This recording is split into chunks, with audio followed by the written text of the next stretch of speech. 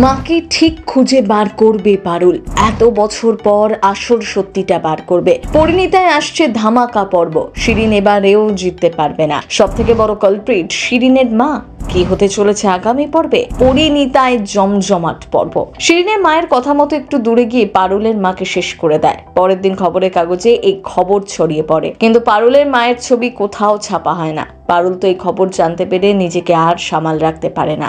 তার সাথে দেখা করতে এসেই তার মা শেষ হয়ে গিয়েছে, এটা কিছুতেই মানতে পারে না। অঝরে কাঁদতে থাকে আর রায়ান তাকে সামলাতে থাকে। রায়ান কথা দেয় তাকে ছেড়ে কোনোদিনও সে যাবে না।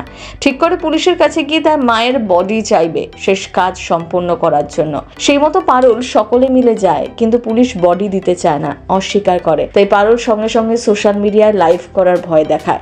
এদিকে এই সমস্ত ঘটনার সাথে পারুলদের যে প্রাক্তন পুলিশ অফিসার সাহায্য করেছিল তিনিও নাকি জড়িত রয়েছেন। তারও এর পেছনে কোনো স্বার্থ আছে।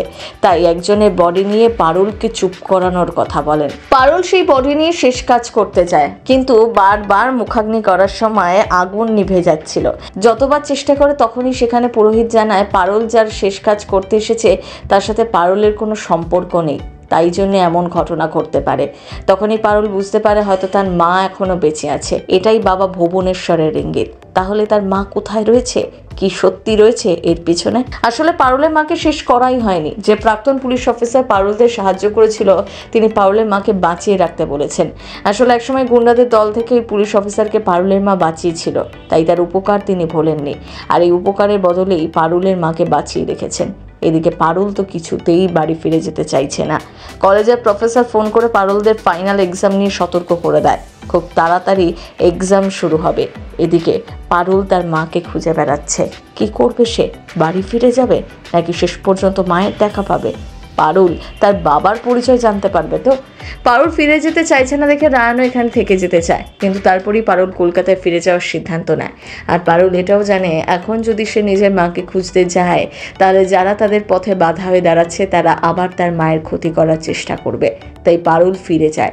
এদিকে বাড়িতে ফিরে সকলেই তো মেতে ওঠে তাদের নিয়ে। রায়ানের মা কাকিমা টগর এসব সহ্য করতে পারছিল না, তাই পারুলের মাকে অপমান করতে শুরু করে।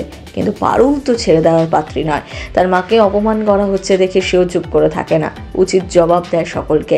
এদিকে কলকাতায় ফিরে এসে পারুল রায়ান আবারও একে অপরের শত্রু হয়ে উঠেছে, কিন্তু শেষ পর্যন্ত রায়ান পাশে থাকবে তো সেটাই দেখার। সিনে চক্কর ব্যুরো।